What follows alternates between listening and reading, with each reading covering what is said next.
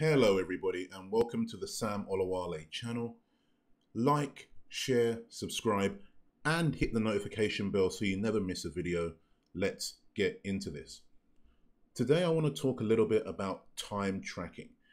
It's something that really splits debate. It's very divisive and some people think it's terrible, it's micromanaging, and other people think it's an absolute must and actually use it quite tyrannically. And the real answer is somewhere in between. Now, what do I mean by time tracking? What I mean is, do you track the time of the members in your team using a software like Hubstaff or something similar? In my opinion, and what we do is 100% we track the time of people in our team. And so many people ask me because they start off without any tracking. Then they want to introduce tracking once they, we speak or whatever, or they find that it's really, really useful when done the right way. And then there's a big hurdle to jump because they don't know how to introduce time tracking to a team that wasn't already being tracked.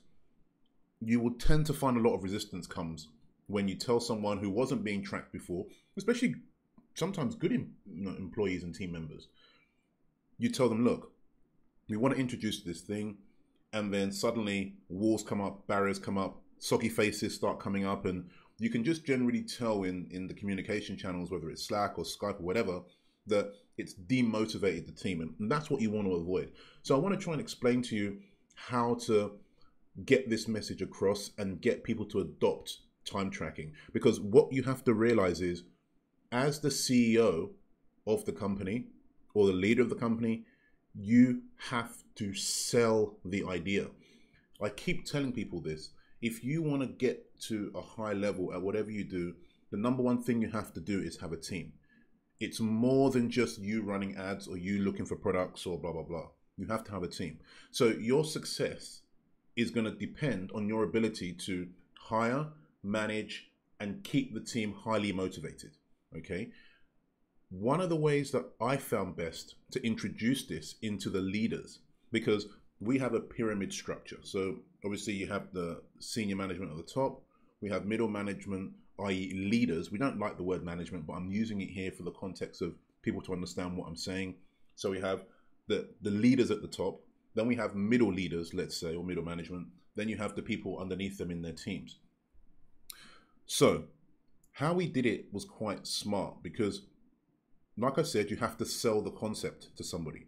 Now, if you have someone who is being very resistant to it, the key to selling it to them is telling them that they are going to be leaders themselves. You're going to one day be a manager. You're going to one day be a leader. And if you have a team of 8 people, 6 people underneath you, how are you going to track their time and effectiveness when it comes to how they're splitting their work? Because so many people in your team probably wear multiple hats, especially if your team is relatively low.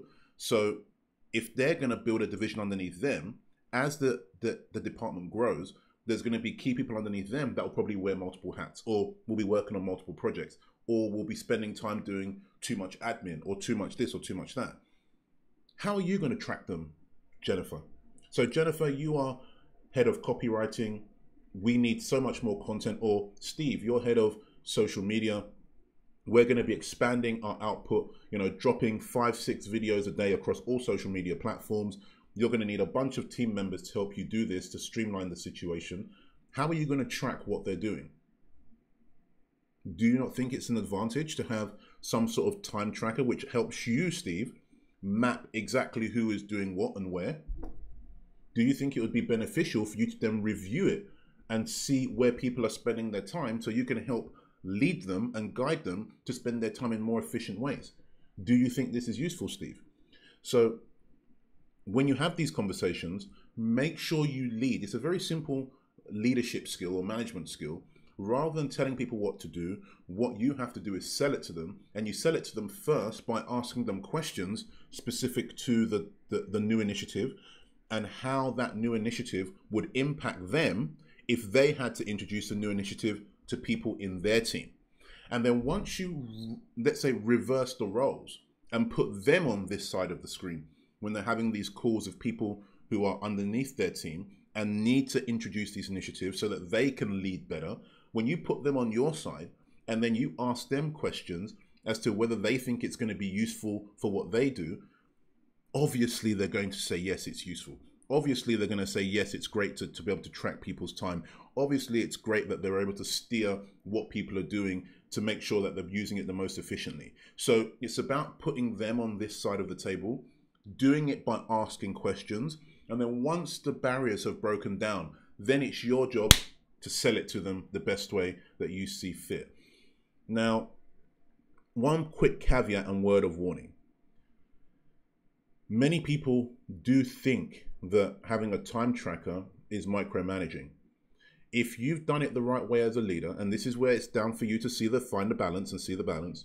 If you've done it as a leader the right way, anyone, let's say if the majority of people in your team, if you have a 10 person team and 9 people are on board or 8 people are on board, and there's 1 or 2 who are really, really opposed to it completely, it's up to you, obviously, and I don't know the individual circumstances of each case, but in my estimation, I would let those people go because there's something going on outside of using the time tracker that they're trying to be cautious about or be wary about.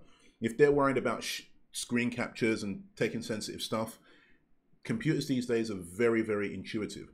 They can make a completely clean screen that doesn't have any personal information, and when they're working, making sure that they're always in that screen. So if anyone ever gives you the excuse of it's to prevent sensitive information from being shown because of screen captures, that should never be an excuse. People these days should be professional enough and computer savvy enough to know how to do this. Next thing, on the flip side now, is some leaders, managers, owners, they do use time tracking to be tyrannical.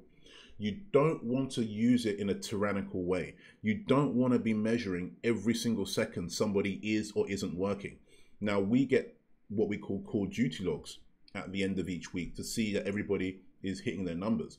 Now, if someone is supposed to be working 40 hours a week, but it shows 36 hours a week, I'm not going to be busting that person's balls for not doing it.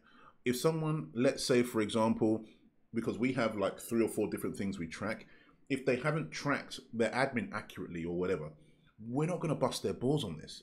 No, we do tell them, hey, try and make sure you do it more accurately. And over time, we give reminders. And if over time, consistently, they are not towing the company line or doing what's right because everyone else is doing it, then we'll have a discussion with them.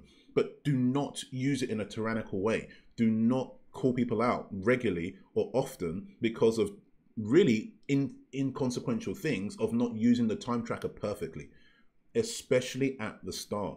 You really want to give people at least a month plus to really get used to it, to get their groove.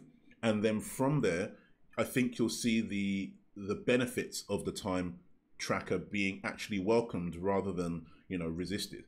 With us as well, we use a lot of high-level time tracking. Anyone who knows our business or watched our other video about how we map time, everyone in our team is very time conscious. We know where we have to have our focus. Look, the key to success here is about not being tyrannical, not being too soft either, but finding a middle balance of how you can sell it to people in your team, especially the leaders. If you get the leaders on board, the managers, the senior managers who are managing other people, if you get them using it, then people underneath them have no excuse not to be using it. And it really boils down to your effectiveness as a leader to implement such a strategy, because I believe it's a must. When you have a team of remote people all over the world, and you want to get them all pulling in the right direction, tracking their time really should be for the purposes of them becoming more efficient rather than you micromanaging. And when you explain that, the benefits of time tracking are immense. Plus, some people are just douchebags. Some people are just douchebags. You'll hire some people, and it's happened to us. It's just part of the game. You'll hire someone, you're paying them a full-time salary, really great money, and then they're still trying to do extra things on the side. They're trying to work 3-4 jobs on the side. They're trying to work basically 3 or 4 long-term jobs, and it's really, really sad and annoying because you invest so much time and so much money into people that, when you find that out, it's a real spit in the face, a real slap in the face. But I think overall, getting people to adopt the time tracker, which is beneficial for you and for them, is by helping them reverse the role.